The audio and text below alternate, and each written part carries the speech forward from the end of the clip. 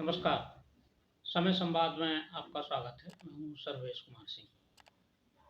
उत्तर प्रदेश के 9 विधानसभा क्षेत्रों में उपचुनाव की तारीख निर्वाचन आयोग ने आगे बढ़ा दी है। यानी कि जो मतदान 13 नवंबर को होना था, उसकी तिथि अब 20 नवंबर हो गई है। मतदान की तिथि बढ़ाने की मांग लगभग एक सप्ताह पूर्व भारतीय जनता पार्टी ने निर्वाचन आयोग से की थी। उनकी इस मांग को आयोग ने स्वीकार कर लिया और तारीख 20 तारीख को मतदान की तिथि तय कर दी। ये एक सामान्य घटनाक्रम है कि एक राजनीतिक दल ने अपनी कुछ कठिनाइयां बताई और मतदाताओं के सामने जो कठिनाइयां होंगी मतदान की उस तिथि को लेकर, उसको निर्वाचन आयोग ने स्वीकार कर लिया। लेकिन इस तारीख पर जो नई तारीख तय हुई है और पुरानी तारीख बदली गई है, उस पर राजनीति शुरू हो गई। राजनीति ये शुरू हो गई है कि समाजवादी पार्टी ने इस बदलाव पर तीखी प्रतिक्रिया दी है। समाजवादी पार्टी के मुखिया अखिलेश यादव ने कहा है, ट्वीट करके उन्होंने कहा है, एक्स पर उन्होंने लिखा कि जितनी तारीख बढ़ाएंगे, जितना चुनाव आगे बढ़ाएंगे, उतना ही ज्यादा हारेंगे। यानी कि उन्होंने कहा है कि ये जो चुनाव भारतीय जनता पार्टी ने बढ़वाया है, समय सीमा आगे बढ़वाई है, उससे भारतीय जनता पार्टी को ही नुकसान होगा और पीडीए को उससे फायदा होगा। यानी कि जो उनका गठबंधन का जो फार्मूला है पीडीए, उनका कहना यह है कि हमें लाभ होगा। अखिलेश यादव ने अयोध्या जनपद की जो एक सीट है जिस पर चुनाव नहीं हो रहा है, 10 सीटों पर चुनाव होना था मिल्कीपुर, उसका भी जिक्र किया है। लेकिन फिलहाल 9 सीटों पर चुनाव हो रहा है, 9 सीटों के चुनाव प्रचार जारी है। उन 9 सीटों पर क्या वाकई में भारतीय जनता पार्टी को इस बात की आशंका थी कि 13 तारीख को अगर मतदान होगा तो उसको नुकसान हो सकता है? इस बात में सच्चाई नजर आती है। भारतीय जनता पार्टी ने जो तारीख आगे बढ़ाने का तर्क दिया और जो कारण बताया, वो कारण समझ में आने वाला है। यानी कि वो सही कारण है, वो वास्तविक कारण है, काल्पनिक कारण नहीं है। इसको भय नहीं कह सकते, इसको कह सकते हैं कि मतदाता को असुविधा होती 13 तारीख को। असुविधा ये होती कि मतदाता के सामने एक तरफ धार्मिक आस्था और दूसरी तरफ राजनीतिक दायित्व, यानी लोकतंत्र का के लिए जो उनका दायित्व है, लोकतांत्रिक दायित्व, उसको निभाने में ये तय करना पड़ता कि वो किसको प्राथमिकता दें। क्योंकि हम सभी जानते हैं कि ये जो महीना है, इसमें एक बहुत महत्वपूर्ण पर्व है और ये पर्व है कार्तिक पूर्णिमा का स्नान। ये गंगा स्नान कार्तिक पूर्णिमा को होता है और इस बार कार्तिक पूर्णिमा की जो ये तिथि है स्नान की, वो 15 नवंबर है। इसका बहुत महत्व है। हालांकि संपूर्ण देश में कार्तिक पूर्णिमा पर स्नान होता है। पश्चिम उत्तर प्रदेश से लेकर और बंगाल तक जहाँ जहाँ गंगा गई हैं, वहाँ गंगा के किनारे बड़े मेले लगते हैं। गंगा में स्नान का बड़ा पुण्य और महात्म है कार्तिक पूर्णिमा पर स्नान करने का। उसके अलावा भी जो अन्य नदियां हैं देश में, उन नदियों पर भी स्नान होता है। अब चूंकि चुनाव उत्तर प्रदेश में हो रहा है, इसलिए इसका उत्तर प्रदेश में संदर्भ है, खास तौर से पश्चिमी उत्तर प्रदेश में।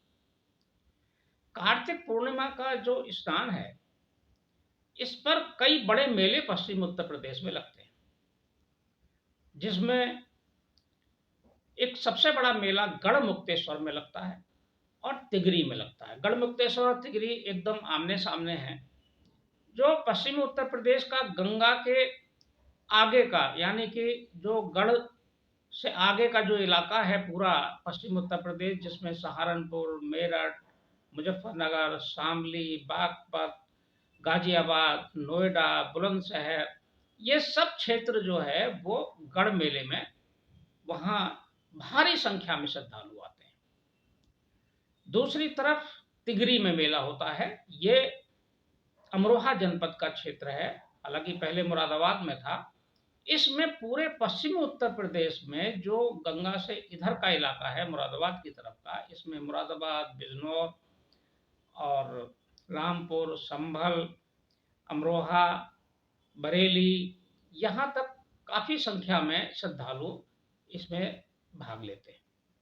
बिजनौर में भी मेला होता है और इधर कछला घाट पर मेला होता है, बदायूं में भी मेला होता है, नरोरा घाट पर मेला होता है अलीगढ़ में। और ये मेले ऐसे नहीं होते सामान्य के एक सुबह गए और स्नान करके लौट आए। जो ये मेले हैं वो इस तरह के हैं कि यहाँ शिविर लगते हैं। यहाँ श्रद्धालु एक सप्ताह पहले कम से कम आ जाते हैं और 5-6 दिन लगातार, कम से कम 5-6 दिन स्नान से पहले और 2-3 दिन बाद तक वो गंगा के किनारे ही अपने शिविर लगाकर, अपने डेरे लगाकर रहते हैं। और इसकी बहुत आस्था है, बहुत मान्यता है। पश्चिम उत्तर प्रदेश में तो बहुत ज़्यादा है। इसके अलावा जो मध्य उत्तर प्रदेश है उसमें कानपुर में भी गंगा है, वहाँ भी मेला होता है, प्रयागराज में भी होता है और वाराणसी में भी होता है, सभी जगह होता है। लेकिन इसका जो खास प्रभाव है वो पश्चिम उत्तर प्रदेश में। अब चुनाव टालने की बात इसलिए आई या आगे बढ़ाने की बात इसलिए आई भारतीय जनता पार्टी के संज्ञान में कि 13 तारीख को मतदान होना था पूर्व तिथि के अनुसार और 15 तारीख को गंगा स्नान।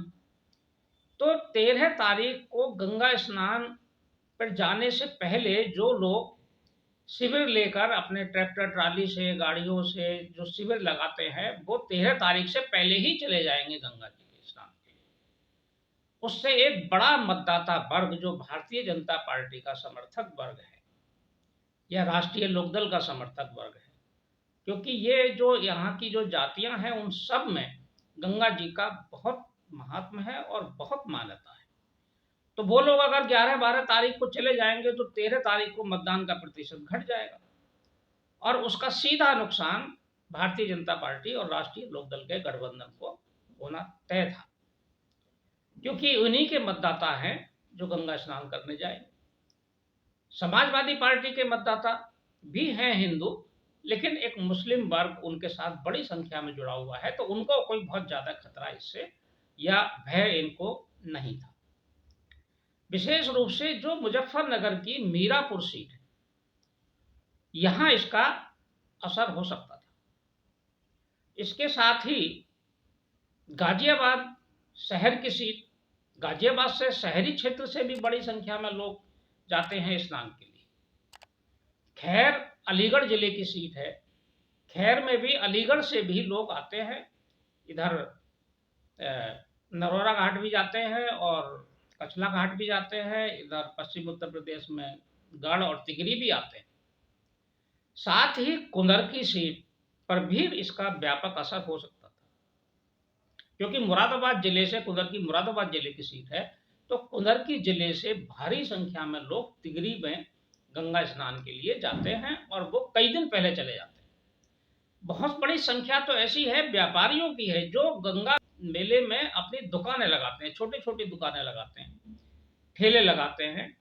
कोई सब्जी बेचता है, कोई वहाँ परचून की दुकान लगाता है, कोई वहाँ दूध का काम करता है, तो सभी तरह की आवश्यकताएं वहाँ होती है। पूरा बाजार लगता है, एक सप्ताह के लिए राशन की दुकान, हर चीज की दुकान वहाँ लगाई जाती है। तो बड़ी संख्या में मिष्ठान की दुकानें होती हैं। तो बड़ी संख्या में जो व्यापारी वर्ग है, खुदरा छोटा व्यापारी है, वो भी एक सप्ताह पहले चला जाता है। तो ये वर्ग 13 तारीख से पहले ही वहां पहुंच जाएगा और ऐसे में मतदान प्रभावित होना स्वाभाविक था।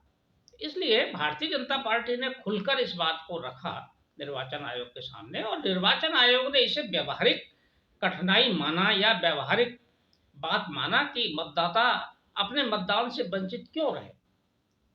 इसलिए निर्वाचन, हालांकि निर्वाचन आयोग ने जब ये तिथि तय की थी 13 तारीख की, 13 नवंबर की, तो उसको उसी समय ये संज्ञान में होना चाहिए था कि ये एक बड़ा पर्व है, उसके आसपास उसके बाद की तिथि होनी चाहिए थी या उससे और थोड़ी पहले होती। लेकिन उन्होंने भूल सुधार कर ली और अब निर्वाचन की तिथि 20 नवंबर हो गई है। अब 20 नवंबर की तिथि पर घमासान है समाजवादी पार्टी और भारतीय जनता पार्टी के बीच, लेकिन ये व्यवहारिक कठिनाई है। हिंदू आस्था का बड़ा त्योहार है और लोकतंत्र भी एक में चुनाव भी एक बड़ा पर्व होता है। तो दोनों ठीक से शुचितापूर्ण ढंग से और पूर्ण आस्था के साथ संपन्न हो जाएं, इससे अच्छा और कुछ नहीं हो सकता। देखते हैं बदली तिथि में, हालांकि प्रत्याशियों को पर इसका भार बढ़ेगा, पार्टियों पर भी भार बढ़ेगा। भार ये बढ़ेगा कि 7 दिन का चुनाव प्रचार और बढ़ गया।